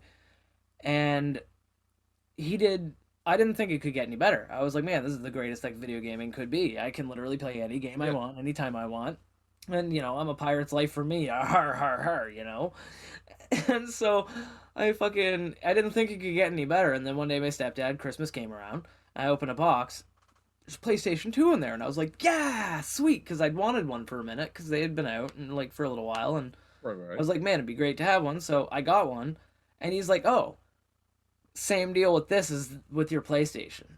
And I was like, what the actual fuck? Like, I didn't say that because I was a smaller child than I am. And, he said freak. It would have been very inappropriate. I was probably like, oh my god, like what the hell? Because I had no problem with saying hell. Hell was not a bad. Hell has never been a bad word to me, right? So I was like, what the hell? And like or something. I was like, oh my god, you know, like something, right? But I was blown away again. And once again, I got into like every game I could. I started playing like Manhunt and fucking my favorite game series of all time, which I'll talk about later when we talk about our favorite games. But like, you know, I got in playing those and stuff on the PlayStation 2, and eventually I moved out on my own, and I got a really good paying job, and PlayStation 3 dropped. They were like, PlayStation 3 is launching. I bought one, like, right after launch. I got a bunch of accessories, a bunch of games for it. It's my favorite thing ever. I got huge into that. This is when I first started playing online, obviously, right? Because it had online capabilities. I started getting teabagged by people a lot in Call of Duty. It still happens to this day. And, that system actually ended up being given away by a former roommate of mine without my consent. And it's a situation that I won't go into in depth on the podcast, but it was an unfortunate situation. And so, you know, I eventually got another PlayStation 3, and I met my other half, and we were huge PlayStation fans. And the way I got my PS4 is like the best thing ever, because one day we had to go pick her sister up from the mall. This was when I first moved in with her, and we were still living with her sister, and she was like, oh, can we go pick up my sister from the mall? I was like, yeah, sure, why not? So I went and we drove there, and I pulled into the parking lot, and my other half ran in. She's like, I'll just run in and go get her and come back. And she ran in, and she was in there for a couple minutes and came running out with her sister with a big old bag, like a large bag. And I was like, what? Like, figured she was just helping her sister carry something, so I didn't even think anything of it. And so, like, drove home, and when we got home, she was like, oh, this is for you, by the way, and hands me the giant bag that she had. And I fucking took it and opened it up. It was a PlayStation 4. She'd bought it for me as, like, a belated birthday present. And it was, like, literally, first off, the most expensive thing anybody's ever bought for me. Hands down. Like, the most expensive thing anybody's ever bought for me. And also, the most thoughtful thing. Because most people, like, you know, buy me practical shit because I don't want anything. And most of the time when I do want something, I'll work for it and earn it myself. And she knew that I was willing to work for and earn the PlayStation myself, but she was like, fuck that, I'm buying it for him. And she did. Right. You know, and it was awesome, man. And so, that led to me meeting, obviously, these two fucking fantastic buds of mine. I fucking was playing PlayStation 4 one day, getting my ass kicked on Siege, and I fucking met a dude who introduced me to a dude who introduced me to a dude, and now we're best dudes. Yeah. And it's great, man. Dude. Yeah, and it's fucking cool, man. So like, it's really cool because like that's how like my journey of video games kind of began. Like I started off like fucking just wanting so badly to fucking play that asshole Super Nintendo, and I couldn't.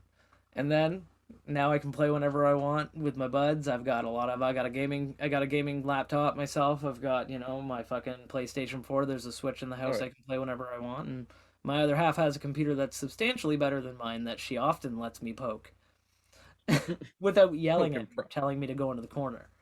Oh, sounds like there's come on that. So, but yeah, that's interesting. Yeah, it's a good time. So I think next thing, which we should do a little bit faster because we're already running short on time. I hear you. Yeah, we'll be alright. We'll get through it. What is our buds' favorite video games? All of us are kind of in tune with each other and kind of familiar with the taste and stuff. Yeah. But we all have our own individual tastes. Like, we do love playing the same games, but we also have like the most love for different types of games. Exactly. And even if the genres and the actual game and stuff like that, it might all collide, but regardless, buds, down below, if you know definitively what your favorite video game is of all time, let us know. Comment. Let us know. Yeah. Comment down below and let us know. Instagram, or hop on our Discord. Hop on our Discord and be like, my favorite game is this, guys. Hell yeah. We'll be like, thumbs up, or and it'll be like or whatever. Smiley face, fire emoji. But so I think it's a good idea for us to tell the buds at home probably what our favorite video games are. Exactly. So, Isaac, how about you start us off? Once again, the guest can start us off. If you had to pick like a favorite now, I mean, it doesn't have to be like a definitive hard stance favorite. I mean, if you can't pick one, but just like what, like game that's brought you a lot of joy. A game that you spent a lot of time in. A game that you put if we're talking, if we're talking time and work. Siege. Siege for sure. I have almost 1,900 hours in the Siege. Damn. That is a lot of fucking time. Right behind that one's actually GTA 5. I was gonna say, with GTA, don't you have about that much time in GTA 5 as well? Yeah, I got at least a few, pushing maybe 1,500 hours in GTA 5. It's wild. But what game do you love the most? Like, what game can, if you know that if you put it into your system and the system started up and like had that game logo on it, that you'd be like, all right, yeah, fucking right. Like, every single time. Semi-chub. Yeah. Or full chub. I ain't judging if Bayonetta is your favorite game. No, I actually never got to play that one. Dead or Alive? Nope, I haven't got to play that one either. He's San Andreas. Because his other half listens to the podcast. I'll be that typical guy, and it will be San Andreas because I've played it so much on my PS2 where it would literally break the disc. The disc would somehow magically stop working. That's how much I would play it. I've had to buy San Andreas at least 4 times for my PS2. Oh, wow. I've bought it once for my PS3, and I've also bought it once for my PS4, and I've also bought it for the PC. See, now what if just every time you buy the game, it's just glitched with the hot coffee glitch? Best thing ever. None of them has had the hot coffee. No, because they removed that shit immediately. But you can mod it in, You can patch it back in. Okay, so if you have launch up to the first month of the game being out, every single one of those copies has the hot coffee mod in it. Yeah.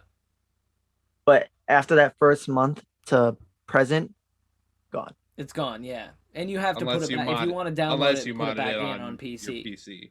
Yeah, yes. You have to download it and put it back in on PC. But anyway. So San Andreas. So obviously San Andreas, that's a good choice. That's a good game. Fucking, I think a lot of buds at home probably love it. I love that game. Absolutely. All you had to do was follow the fucking train, CJ! All you was follow the damn train, CJ! Yeah. Yeah. So that's a good one. Now, Curtis, what's your favorite game, man? What do you think that you touched on it a little bit, but what would you think would be your favorite game of all time? Well, I do have my favorites in terms of genres and stuff like that. I like my first persons. I like my Soulsborne games. I like my Bloodborns. I like my Dark Souls. I like my difficult games and stuff like that. But it all kind of stems back to a childhood love that is just constantly blooming, and I could play this game fucking forever, especially with how I play it now. Legend of Zelda: Ocarina of Time. Zelda's a pretty badass dude. Yeah. And I know it's fucking very generic because, you know, it's the one everyone likes. Yeah, Curtis is the basic bitch. Fucking game. It's a great game. It's a great game. And I agree with that too. Like, that's a lot of people are like, man, come on, like, you picked a game that everybody picks. It's like, dude, maybe there's a fucking reason everybody picks it, because it's a good game. Like, you know, there's a reason why people are like, what are some of the legendary games? And Ocarina of Time comes up every fucking time.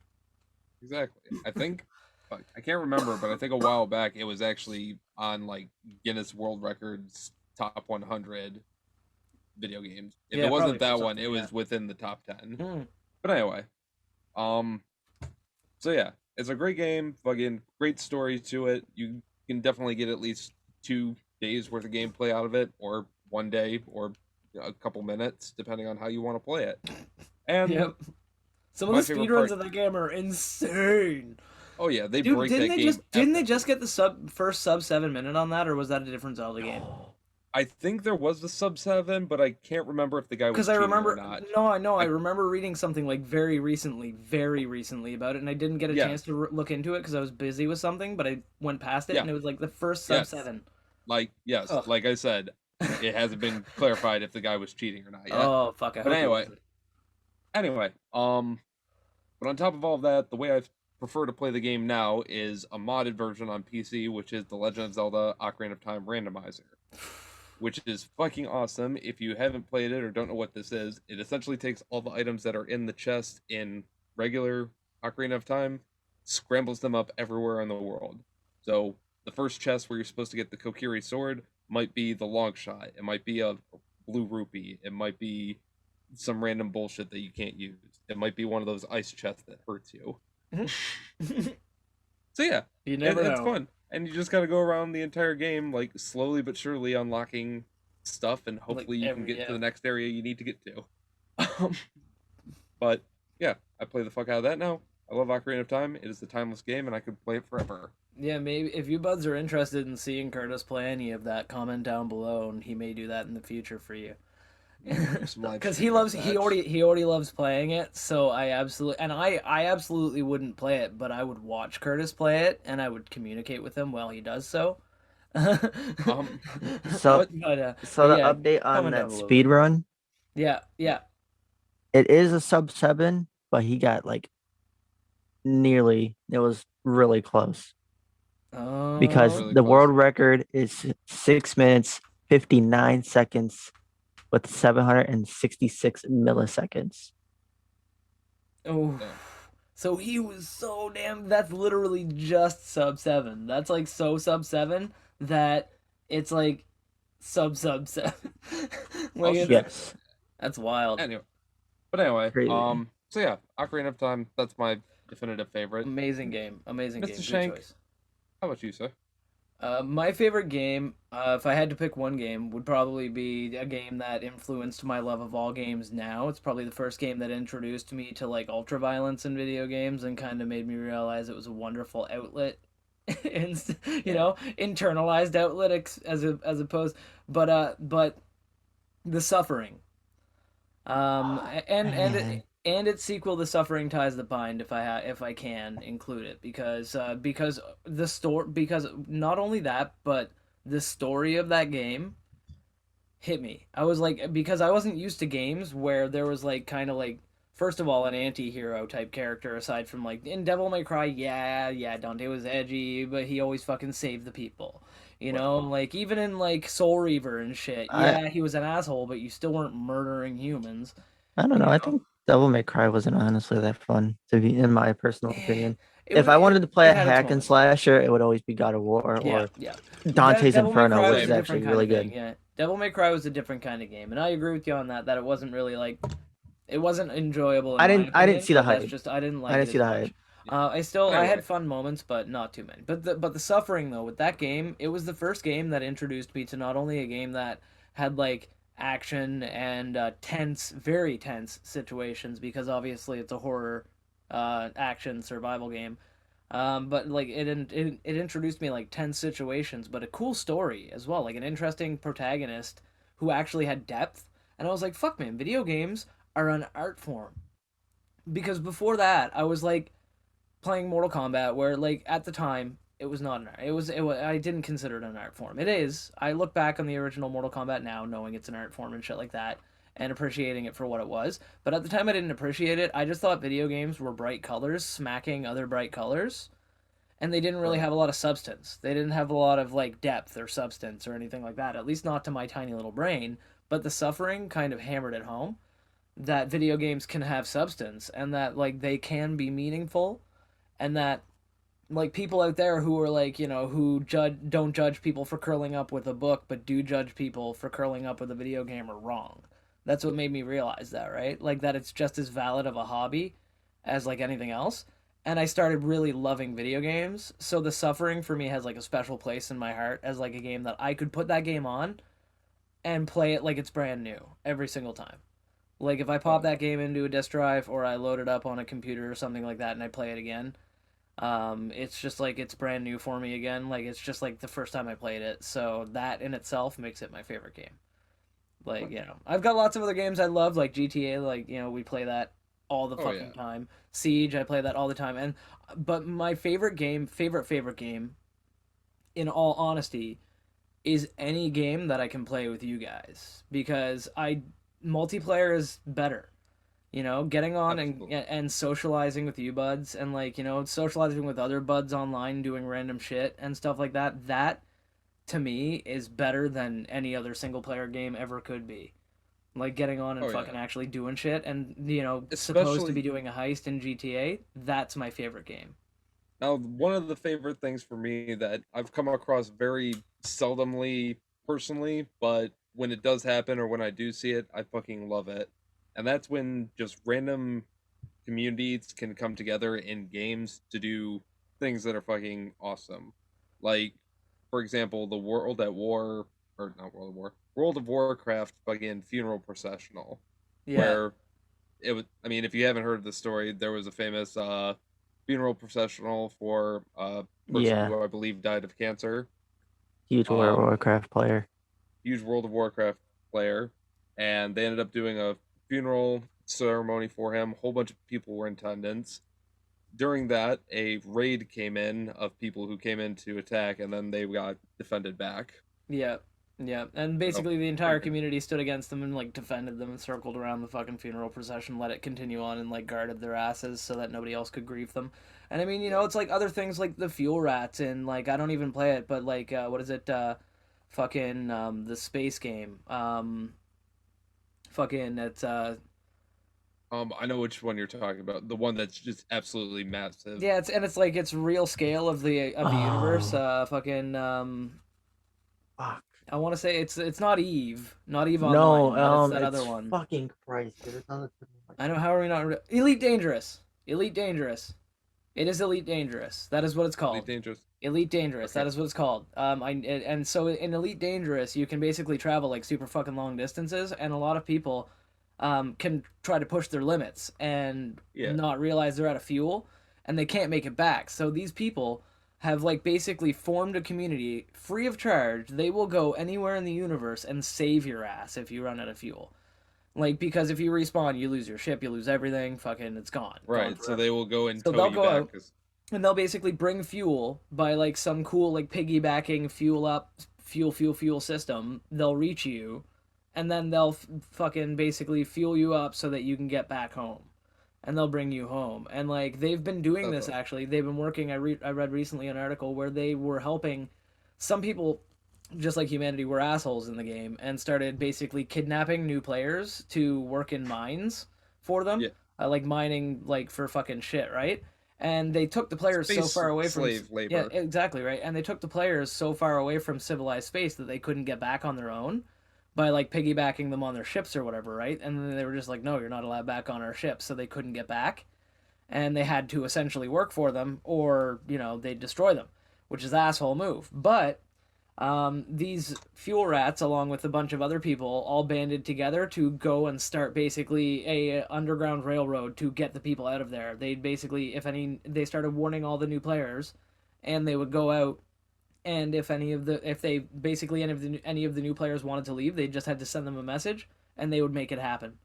They'd go out there and they'd pick them up. They'd do whatever they needed to do, and they'd get them out of there. And it's like, fuck yeah, man! Like, video gamers being bros, like, you know, like positive moments when a dude doesn't blow you up with his Mark II. Well, it's always nice when, you know, buds can pull together, be a good community, and you see that a lot in video games, but we can also see that a lot here. Yeah, buds should like, comment, subscribe. Thank you very much for joining us. We have time for one more quick little bong hit here. It's true. You should talk about something random while we hit our bongs. Exactly. Or drink your orange juice, or, you know, actually plug your shit. Plug any of your shit. We're gonna take our bongs. Tok tok skabok. Blaze it. All right, so let's take this time to talk about our Lord and Savior, Nicolas Cage. He's a very great actor, and if you disagree, burn in hell. Damn good message, Isaac. Nicolas Cage is a national treasure. Goddamn right. 2. He found out he was the national treasure all along. All right, buds. National treasure too. Well, Curtis, say the thing. I will say the thing. We will roll on for the road. We will see you, buds, next week on the Good Buds podcast. Remember to like, comment, subscribe, share this with all of your friends, and please, have an absolutely fucking wonderful day, buds. Thanks for joining us, Isaac. Bye. Yeah, thanks for joining us, Isaac. Bye.